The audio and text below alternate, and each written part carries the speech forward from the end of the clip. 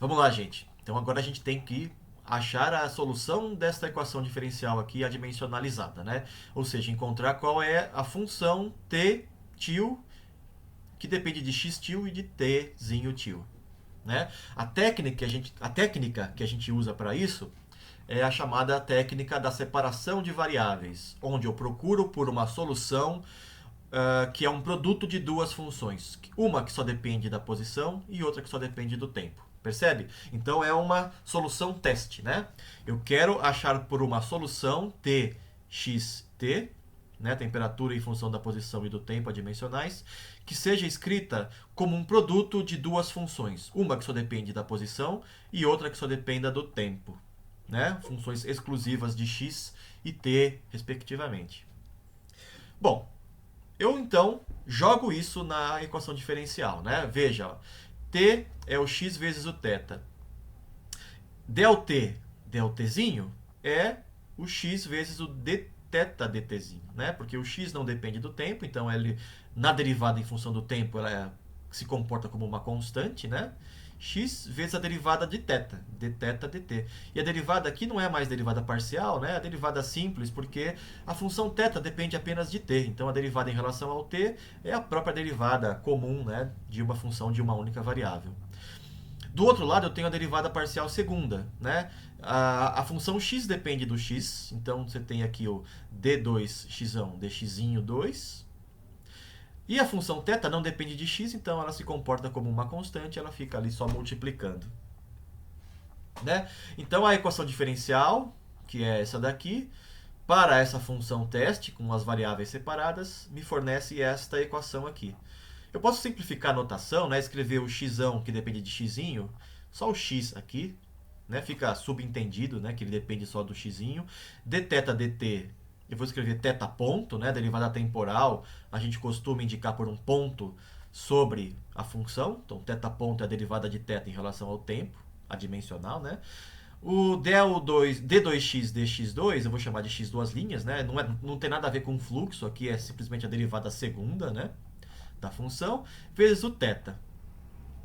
E aí eu posso também separar, né? Ó, θ ponto sobre θ de um lado, isso tem que ser igual ao x duas linhas sobre x, né?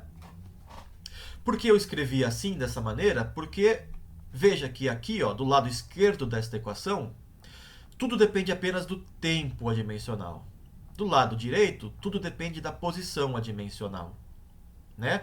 Mas elas são iguais entre si, né? Uma coisa que depende apenas do tempo tem que ser sempre igual a uma outra coisa que depende apenas da posição. Então, a conclusão que eu tiro disso é que as duas coisas têm que ser igual a uma mesma constante. Tá? Θ ponto sobre θ é igual a uma constante, que é a mesma constante igual a x duas linhas sobre x. Deu para entender isso? Não? Porque veja, se eu vario o θ, se eu vario o tempo, perdão, se eu vario o tempo, o lado esquerdo varia, né? Porque o θ ponto varia com θ, e o θ varia com tempo, e o θ varia com tempo. Então, se o tempo muda, este lado aqui muda, né? Mas, isso aqui ó, não pode variar com o tempo. Isso aqui são coisas que só dependem da posição. Então, se o tempo variar, isso aqui não deveria mudar, né?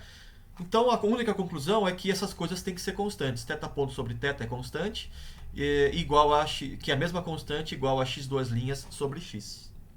Tá? Eu estou chamando essa constante de menos zeta ao quadrado. Esta letra grega aqui é a letra zeta. Tá?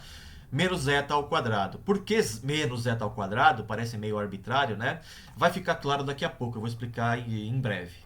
Tá? Mas por enquanto é qualquer constante, tá? Θ ponto sobre θ é uma constante que eu estou chamando de menos zeta ao quadrado. Bom, se vocês se lembrarem lá das aulas de cálculo, cálculo 1 ou cálculo 2, eu não sei qual deles, talvez até cálculo 4, onde vocês viram soluções de equações diferenciais ordinárias, né? Essas equações são bem conhecidas, têm solução bem fácil de encontrar. Eu não vou resolver aqui, né? Porque é super simples, vocês podem consultar lá os seus cadernos antigos de cálculo. A solução da primeira equação, θ de tempo, é uma constante, vezes e elevado a essa constante que está aqui, menos zeta ao quadrado, vezes o tempo adimensional. Tudo bem? Então é uma exponencial. A solução da segunda equação, né, é essa daqui. Uma constante C2, cosseno de zx adimensional mais outra constante seno de zx adimensional, né? C1, C2 e C3 são constantes que eu tenho que encontrar de alguma maneira depois. Vejam agora o porquê que eu escolhi menos zeta ao quadrado como a constante aqui dessas duas equações. Veja, menos zeta ao quadrado é com certeza um número negativo, né? Porque zeta ao quadrado é sempre positivo. Zeta é um número real, né? Zeta ao quadrado é um número ao quadrado que é sempre positivo. Se eu multiplicar por menos 1, é negativo. Com certeza negativo. Né? E aí veja que e a menos zeta ao quadrado tempo tende a zero quando o tempo tende a infinito. Né? O tempo vai aumentando, vai passando o tempo, e essa exponencial vai tendendo a zero. Por outro lado, se essa constante aqui fosse positiva, se eu tivesse escolhido um número positivo aqui, a exponencial, com o tempo passando, iria explodir, né? A exponencial vai crescer do jeito que ela sabe, que é exponencialmente, né? E aí o θ aumenta exponencialmente e a temperatura também. Veja que aqui tem o θ, né? Se o θ começa a crescer muito, a temperatura também começa a tender para o infinito. Porque não faz sentido físico nesse problema. A temperatura não pode tender a infinito, né? Ó, veja, vamos voltar na figura. A gente tem uma temperatura inicial T0 e aí a coisa vai esfriando, né?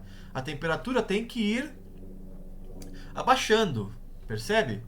E com isso, a única opção é que esta constante aqui seja negativa, como está aqui mesmo. Para que essa exponencial tenha um expoente negativo, né? Para que a temperatura adimensional, esse θ aqui, né, vá decaindo com o tempo. De forma que a temperatura nunca vai explodir, nunca vai tender a infinito. Certo? Bom, no próximo vídeo, então, eu vou juntar tudo isso que a gente acabou de encontrar, né? O θ que a gente achou aqui, o xão, jogar aqui e vamos ver o que acontece, tá? Então, até daqui a pouco. Valeu!